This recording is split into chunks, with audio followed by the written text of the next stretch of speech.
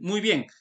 Un saludo cordial a todos los que nos van a poder ver mediante este medio, canales virtuales de diferentes organizaciones de la región Cajamarca. Soy Exaquiel Bustamante Blanco, parte del colectivo Centenario por la Democracia. En esta oportunidad soy parte de la Asociación Cultural Ecoturística de Recuperación Montaña, Hacer Montaña Chota, y nos encontramos en esta oportunidad con el candidato Américo Gonza. Él es candidato a la región Cajamarca con el número 3 por el partido político Perú Libre. Candidato, un gusto saludarle y conocer su disposición de participar en esta entrevista, dar a conocer su perfil como candidato y también sus propuestas. Buenas tardes, apreciado hermano. Gracias por la oportunidad de poder dirigirme a tu persona y a mis hermanos y hermanas de la región Cajamarca, a quienes les hago llegar un afectuoso saludo. Mi nombre, soy candidato al Congreso con el número 3 por el Partido Político Perú Libre. Nuestro candidato a la presidencia, el maestro Pedro Castillo Terrones, un profesor de escuela rural, un campesino, un rondero, quien será nuestro próximo presidente, el presidente del Bicentenario, el maestro, un maestro del pueblo, juntamente con este servidor también. Soy abogado, soy historiador, sobre todo soy agricultor, porque he nacido en el Perú profundo, cultivando la tierra, en la provincia de San Ignacio, donde hasta ahora tengo mis chacras, mis padres son agricultores. Estudié en Lima, en la Universidad Nacional Mayor de San Marcos. Tengo una maestría en gestión pública en la Universidad Nacional Federico Villarreal. Soy producto de la educación pública. Por eso que nosotros, con el profesor Pedro Castillo y Perú Libre, lo que vamos a impulsar primordialmente son 3 ejes: la agricultura, la salud y la educación, como pilares fundamentales. Transversalmente a estos pilares de desarrollo, vamos a luchar frontalmente contra la corrupción, que tanto peruanos, la corrupción. Esos son nuestros ejes fundamentales en los que te agradezco por que me vas a brindar la oportunidad de desarrollarlos a lo largo de esta entrevista. Muchas gracias, candidato. Entonces, como le mencionaba, esta entrevista está dirigida a cada uno de los candidatos de los diferentes partidos políticos de nuestra región. Entonces, empezamos con nuestra entrevista, candidato. Sí, pregunta 1. De suscribirse a un contexto como el de noviembre del año 2020, desde el Congreso de la República, ¿cuál de las siguientes acciones asumiría usted para defender la democracia? ¿Y por qué? Debe escoger la alternativa más adecuada para usted. ¿Votaría a favor de la vacancia? ¿Renunciaría al cargo de ser congresista?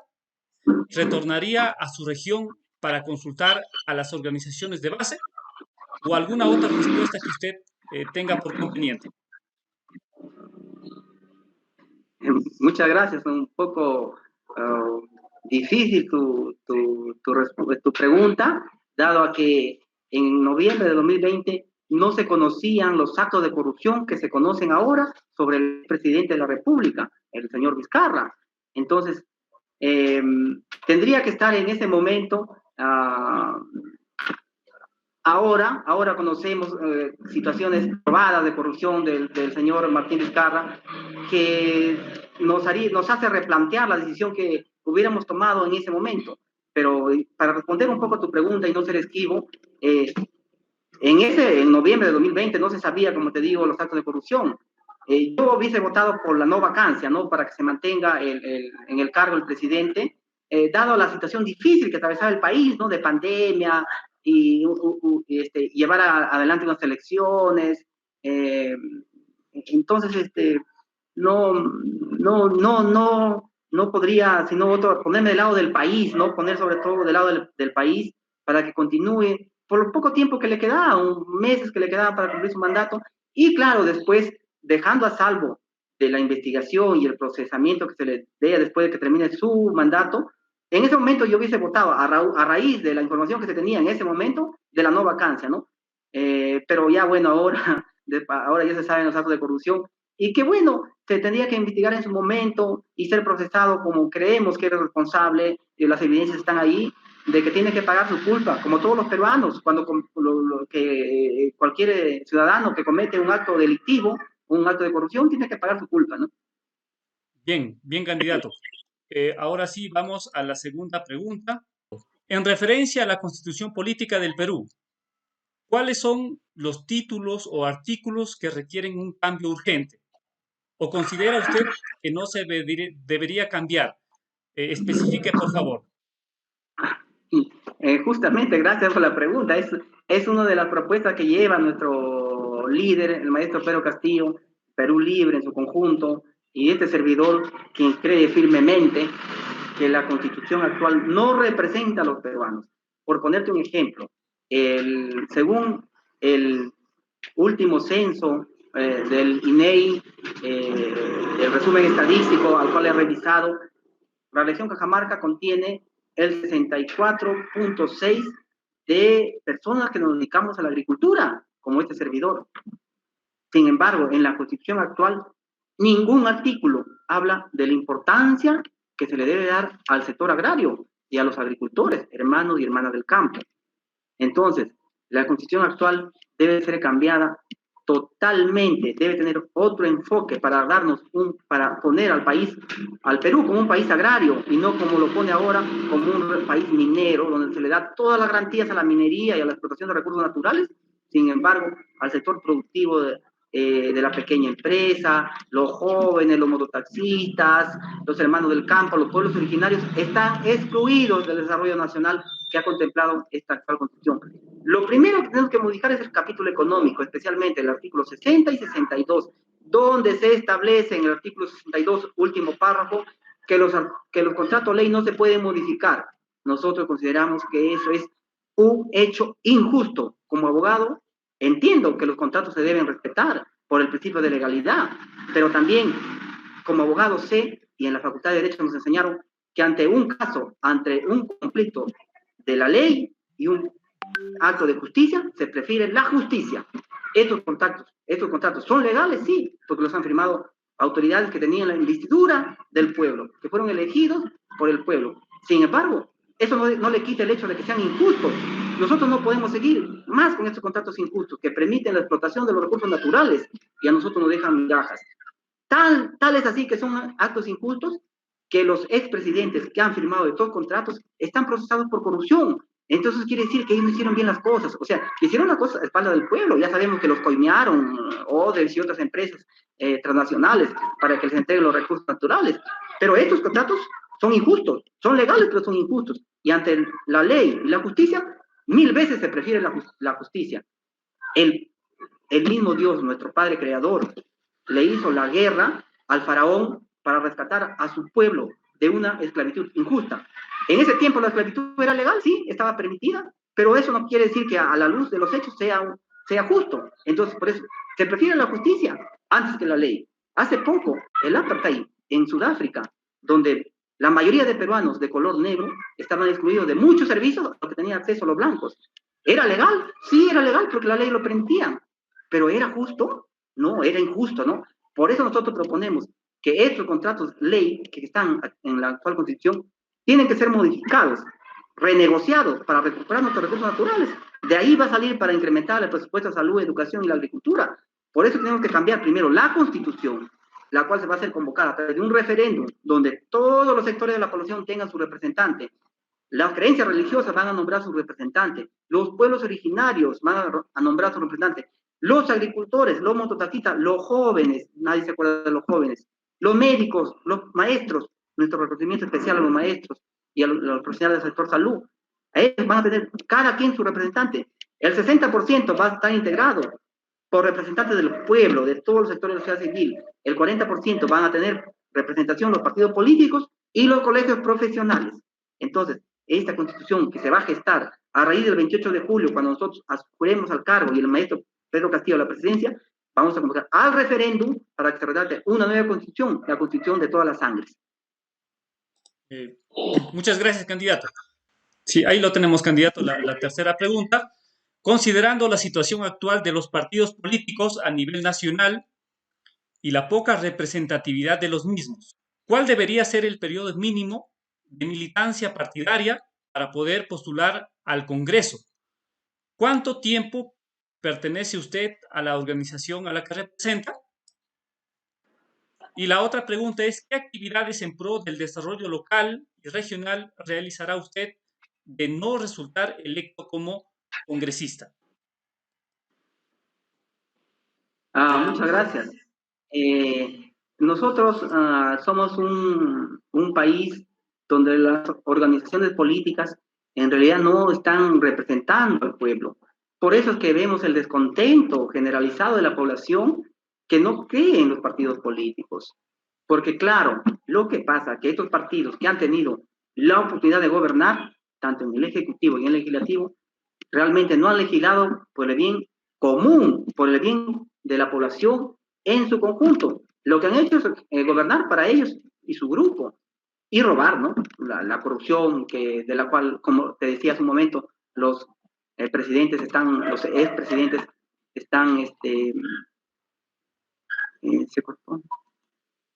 No, sí le escucho, candidato. ¿Sí?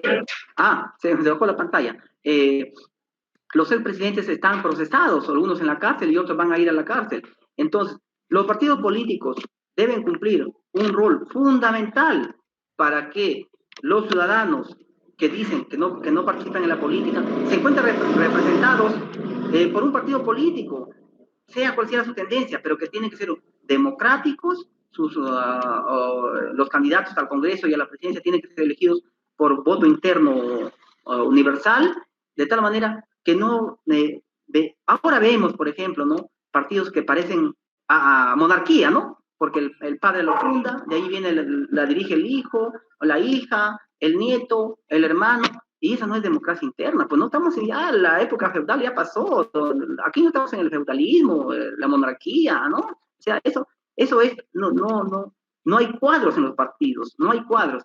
Entonces, ya, para ir respondiendo a tu pregunta de no ser electo como congresista, mi hermano, yo como abogado he defendido a la población más humilde. Me propuse cuando egresé, terminé Derecho, solamente defender a los agraviados, a las víctimas. No defiendo a los delincuentes, a los narcotraficantes.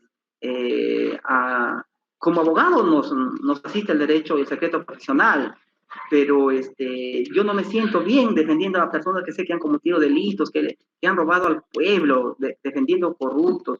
No me veo en ese escenario. Lo que yo sí hago es defender a la víctima, al agraviado, al que, por cierto, yo soy de la oposición, como ya muchos otros en el mundo académico del derecho están solicitando, que se reforme el sistema de justicia, el Código Penal, para que se le brinde, en primer lugar, asistencia a la víctima y al delincuente, al que incumple las normas de convivencia social, se lo tiene que ser castigar severamente, severamente. Ahorita, como están las cosas, el delincuente parece que lo estuvieran premiando cuando lo llevan al proceso, ¿no? Porque empieza el juez y le dice, señor, tiene derecho a un abogado de oficio. La víctima no tiene que pagársela con sus recursos. No lo pueden mirar, no lo pueden tratar mal, no lo pueden firmar, no lo pueden grabar. Entonces yo digo, ¿lo están premiando o lo van a castigar? Entonces, esa situación de cosas tiene que cambiar. Ahora, ¿qué haría? Yo seguir, como ya lo he hecho hasta ahora, de no ser electo congresista, seguir asistiendo, apoyando a mis hermanos y hermanas, a los más humildes sobre todo, a los cuales me identifico porque yo vengo del pueblo, mi padre es agricultor, yo aún cultivo el campo. Eso a mí me llena de satisfacción.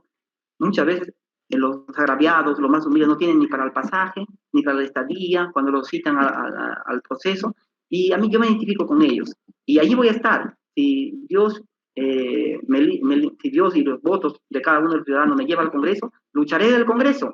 Y si no, lo haré desde el lugar donde esté. Un ciudadano de bien. Muy bien, Ayuda al candidato. desarrollo del país. Sí.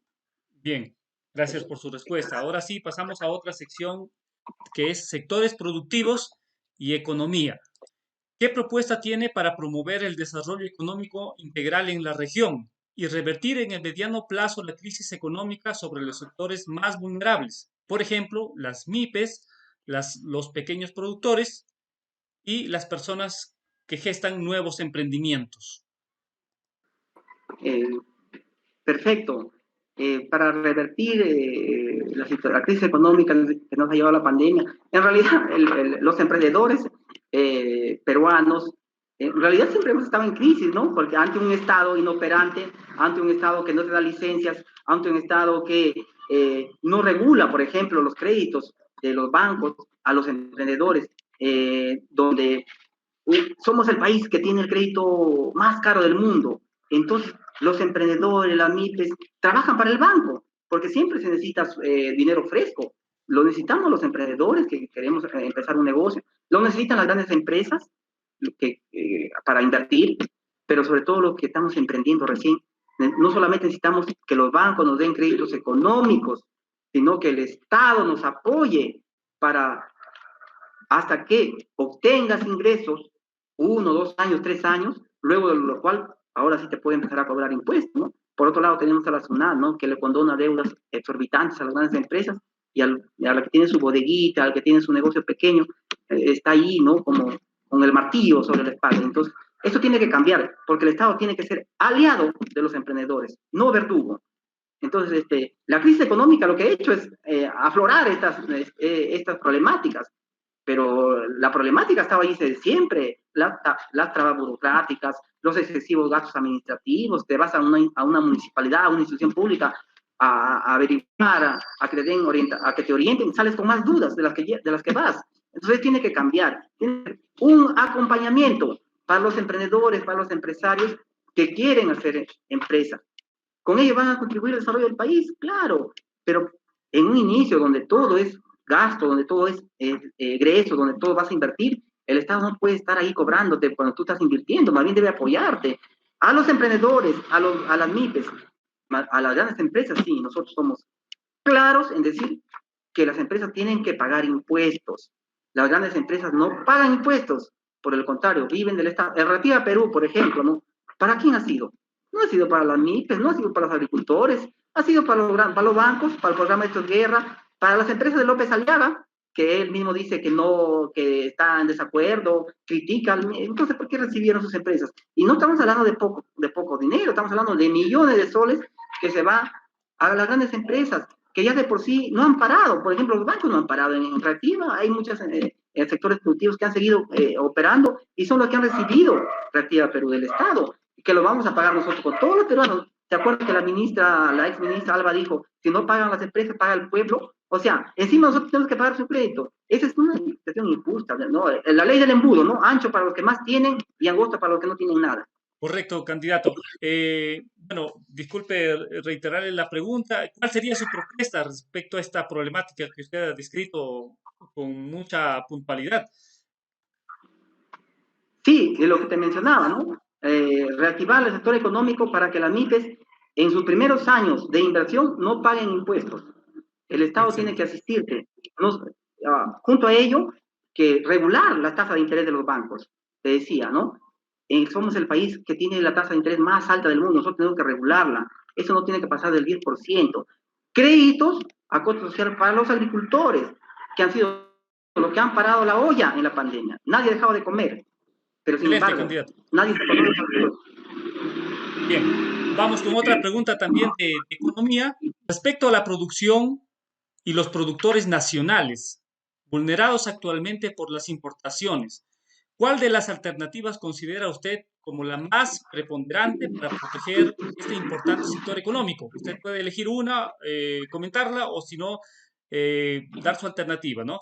Regular la importación, asegurar la adquisición de la producción nacional, igual subvencionando y promoviendo la exportación, la industrialización del sector o impulsar la ley de seguridad alimentaria u otra propuesta que usted crea por conveniente.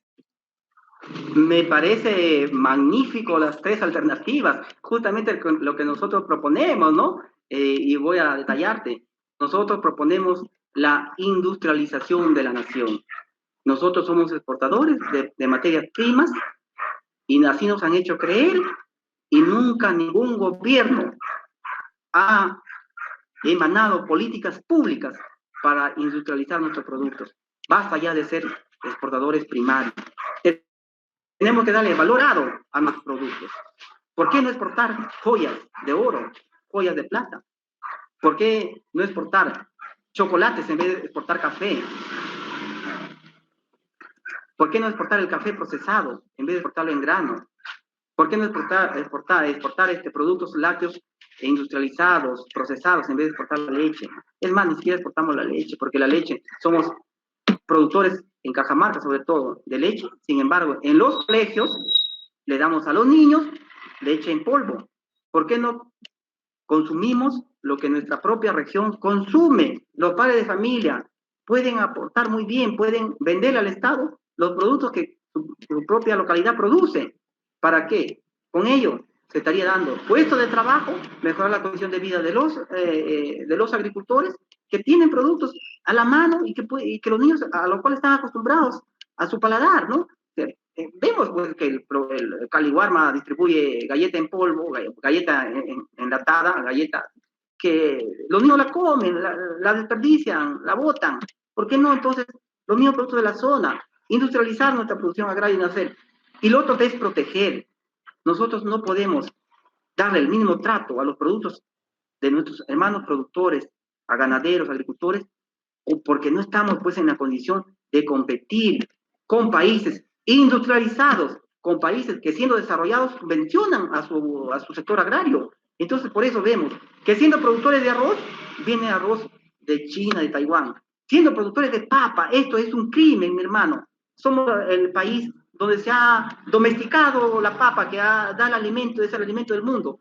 Y en las grandes pollerías en las ciudades viene papa congelada de Holanda. Eso no tiene perdón de Dios, que nosotros siendo el primer productor de papa tengamos que consumir papas exportadas de Holanda, de Europa y de otros países. Eso tiene que ser política de Estado. Prohibir el ingreso de productos que el país produce. Lo que sí se debe hacer es regular para que no hayan impuestos, exonerar de impuestos a la tecnología, a la maquinaria, para industrializar no solamente el sector agrario, sino el sector productivo, en todos los niveles.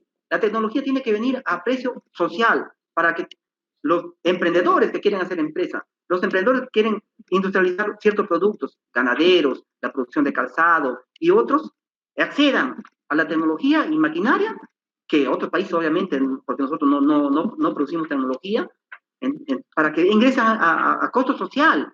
Y los productos que el país produce, protegerlo, pues nuestros hermanos campesinos, agricultores, no pueden competir con países industrializados, ¿no? Es dejar que el mercado regule todo es un crimen. En un partido de fútbol, por más que existan jugadores profesionales que respetan las reglas, siempre van a haber por ahí quienes cometan tarjeta roja, tarjeta amarilla, y necesitamos un árbitro neutral. Pero sobre todo, si la producción nacional está en peligro, hay que protegerla. Si nosotros no nos protegemos a nosotros mismos, ¿quién lo va a hacer? Después no van a ir a protegernos. Muy bien, candidato. Avanzamos, sí, ahora con las preguntas de medio ambiente. Respecto al tema ambiental, ¿considera usted que existe una crisis climática? ¿Cuáles son sus manifestaciones desde el Congreso? ¿Qué alternativas y acciones propondría usted ante esto? Tiene el tiempo, candidato. Ya, existe el cambio climático, es un hecho científico probado que nadie lo puede negar, excepto algunos gobernantes de los países que más contaminan, que se niegan a esto porque no les conviene cuidar el medio ambiente o tener fábricas e industria amigable con el medio ambiente.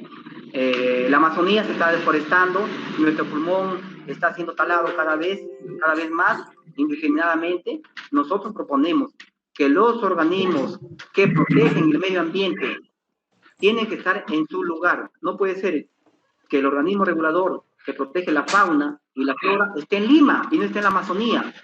Entonces, ¿cómo vas a conocer las realidades de Lima, no? Eso es de lo que nos han implantado los políticos tradicionales, ¿no? De Lima y para Lima. Entonces, las políticas públicas del Estado deben ser, el que tala un árbol tiene que sembrar 10 árboles, junto con un programa de reforestación para que nuestros Andes, por ejemplo, ¿no? Nosotros que hemos recorrido Cajamarca, vemos que se pierde una oportunidad magnífica de vender madera, reforestando nuestro país, la Amazonía, donde como te decía, no dejemos a que el mercado regule todo, porque el Estado tiene que intervenir en ciertos sectores estratégicos. Chile, siendo un país que es un desierto, exporta madera en mayor cantidad que nosotros, porque siembra la madera, porque siembra los árboles. ¿Por qué nosotros no poder aplicar un programa de reforestación a nivel nacional? Porque hay espacios territoriales desérticos donde se puede sembrar madera y exportar este producto. Nosotros tenemos los recursos. Junto con ello vamos a, por ejemplo, ¿no? Ya que hablamos del tema de reforestación, crear reservorios y canales por ahí para la madera, por ejemplo, ¿no? Y proteger nuestra flora y fauna en la Amazonía, no contaminar nuestro río Amazonas. Hace 2 años tuve la oportunidad de ir, de pasear por conocer el río Amazonas y hemos visto que está contaminado. No ves un solo centímetro del río Amazonas que no tenga una botella de plástico. Nosotros creemos que el Estado debe encargarse de, con el ejército, por ejemplo, ¿no? Limpiar el río Amazonas, limpiar ciertas áreas que son vitales para el desarrollo y de nuestro país, para recuperar el aire puro que respira en el universo, la Tierra, está en la Amazonía, el de la Amazonía. Muy bien. Hay programas. Muy bien, candidato. La séptima pregunta, candidato. ¿Está de acuerdo con la iniciativa de crear una normativa específica que proteja a los defensores ambientales? ¿Cuál es su posición respecto a la explotación indiscriminada de parte de privados o el Estado de los recursos de la selva y sierra? Sobre el acuerdo de Escazú. Por supuesto que el Estado tiene que intervenir en la conservación de nuestros recursos naturales y que debe haber una protección especial para los que protegen nuestros recursos naturales de flora y fauna, sobre todo nuestros pueblos indígenas, nuestros pueblos originarios, los dueños ancestrales del país, que hasta ahora luchan por conservar estas costumbres y su territorio, tienen que tener un respaldo del Estado, porque ahora los taladores informales, los cazadores informales, cuando se encuentran frente a nuestros hermanos indígenas que protegen el territorio, muchas veces le llegan a matar. Tenemos 1.356, por ejemplo, ataques a conservadores de nuestro medio ambiente. El Estado tiene que ser decidido y aliarse con los pueblos originarios, que son los que conocen mejor la realidad, para proteger nuestros recursos naturales, que son el pulmón del mundo, como te decía hace un momento, la Amazonía. Claro que tiene que haber una normativa especial para los protectores del medio ambiente. Muy bien, candidato. Ahora sí, continuamos con otra pregunta. ¿Cuál es su propuesta respecto a la gestión de los residuos, tanto líquidos como sólidos, de los pueblos de nuestro país? Nosotros consideramos que el Estado debe implementar políticas públicas para que estos residuos sólidos sean tratados y no sean vertidos directamente a las cuencas, a los ríos, a las quebradas, a los canales. El Estado tiene que preocuparse de una vez por todas de nuestro planeta, de nuestra casa. Nosotros estamos contaminando nuestra propia hábitat, nuestra propia casa, dejando que los particulares, las grandes mineras, por ejemplo, contaminen nuestros ríos, nuestra cabecera de cuenca. Y nosotros también hacemos lo mismo, porque las municipalidades que deben velar por los servicios básicos no lo están haciendo. No se están tratando los residuos sólidos en el país. Eso tiene que ser un programa especial del Estado para tratar los residuos sólidos y líquidos que, bueno, son producto de la actividad diaria de los seres humanos que vivimos en sociedad, en las ciudades. No podemos abandonar este sector. Es un sector fundamental que tiene que tener la asistencia del gobierno central, conjuntamente con los gobiernos locales, por supuesto. Muy bien, candidato. La pregunta número 9 sobre pandemia y salud. ¿Cuál es la estrategia que considera que debe asumir el país para afrontar la crisis sanitaria actual? ¿Usted se comprometería, por ejemplo, a impulsar la construcción de un hospital nivel 3 en nuestra región? ¿Cree que se debe mantener el personal de salud contratado en el periodo de pandemia? Por supuesto que el sector salud, uno de los sectores más olvidados del país, donde la inmensa mayoría no tiene un seguro médico, entonces nosotros creemos aunque ya se dio la ley del Seguro Universal de Salud, pero nosotros creemos que se debe implementar esta norma para que ningún peruano, por más cualquiera sea su condición, deje de contar con un seguro de salud. Nosotros proponemos, en nuestro plan de gobierno está, en nuestro plan de gobierno lo tenemos en el plan de gobierno, crear hospitales especializados en cada región, crear el seguro odontológico de salud. La salud bucal es un tema descuidado en nuestro país. También proponemos que los profesionales de las especialidades, de cualquier especialidad de la salud, puedan acceder a cargos directivos. Ahora solamente la costumbre es que los médicos asuman las direcciones. ¿Por qué no una enfermera? ¿Por qué no un tecnólogo? Si está capacitado para gerenciar, debe asumirlo. Ahí, el sector salud, nosotros le vamos a asignar el 10% del presupuesto, como lo manifiesta en nuestro ideario y programa y el maestro Pedro Castillo. Porque no puede haber ningún derecho si no tiene salud. Si estás muerto, ¿qué derecho puede existir? Por eso nosotros consideramos que la salud debe ser un derecho y no un negocio como es ahora. En la nueva constitución se va a implementar eso. El pueblo va a decidir, el pueblo es sabio, va a decidir que la salud y la educación van a ser un derecho y no un negocio. Muchas gracias, candidato. Ahora sí, vamos a la última pregunta.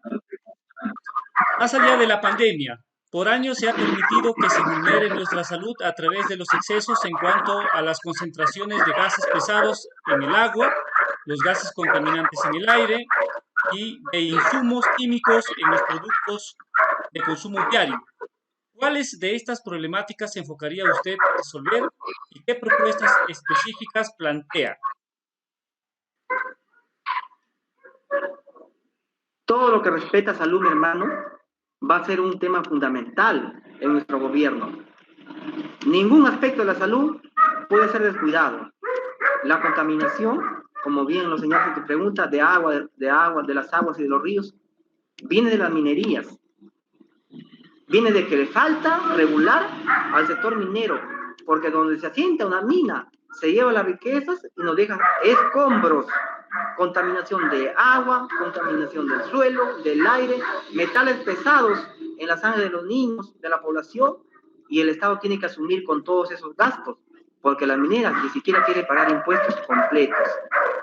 Consideramos fundamental, y el maestro Pedro Castillo lo ha manifestado y lo manifestamos nosotros y lo ratificamos, que el 28 de julio, al asumir el cargo, declararemos en emergencia la salud, la educación y la agricultura, para darle el soporte, no solamente presupuestal, sino también con políticas públicas para que la salud de todos los peruanos esté asegurada.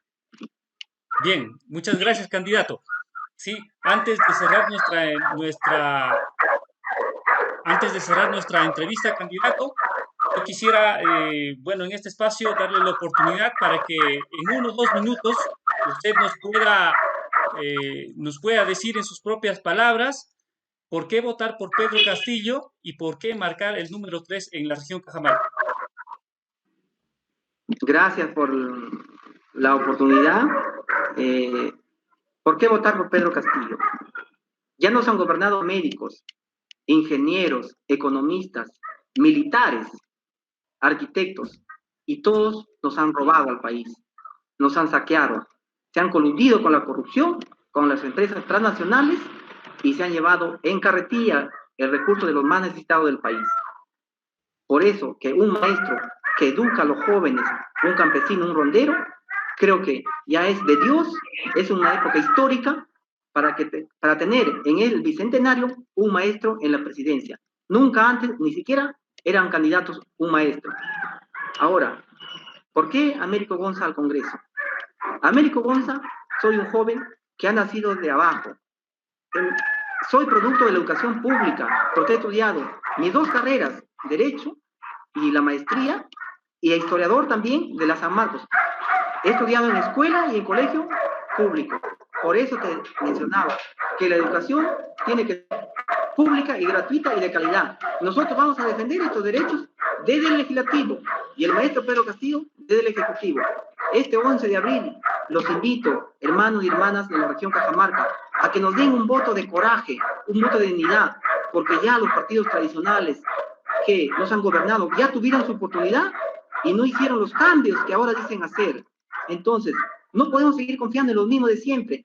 ¿Qué cambio vamos a tener si vamos a elegir a los mismos que en 200 años no han hecho nada por el pueblo? Nosotros como Perú Libre somos un partido que ha nacido en lo profundo del país, un partido provinciano que lleva en su seno a un campesino, a un abogado, al maestro Pedro Castillo, que va a sacar la cara por lo más necesitado del país. Y al Congreso, escribir el número 3 de este servidor, también gente del pueblo. Esta vez vamos a gobernar para el pueblo, porque nosotros no le demos favores a nadie, no le demos favores a las transnacionales, a Odebrecht. Nosotros somos un partido que estamos haciendo la campaña austera con los recursos de los candidatos, con los pocos ahorros que hemos tenido. Entonces, somos el único pueblo, el único partido del pueblo que lleva candidato del pueblo. ¿Quién más que el maestro Pedro Castillo, un educador, para defender los derechos de los más necesitados? Y en el Congreso yo seré su voz, de aquellos que nunca fueron escuchados. Este 11 de abril los invoco, los invito a que nos apoyen con su voto, marcando los 3 lápices de Perú Libre y al Congreso por la región Cajamarca escribir el número 3, de gente joven, de gente limpia, de gente que no entra a la política para llenarse el bolsillo de dinero, entra a la política para servir a los más necesitados. Eso es lo que somos en Perú Libre. Apóyennos con su voto. Acuérdense del maestro Pedro Castillo, de este servidor Américo Gonza, porque nosotros vamos a defender al pueblo de las grandes empresas, de los grupos de poder que no le dan la oportunidad a los jóvenes.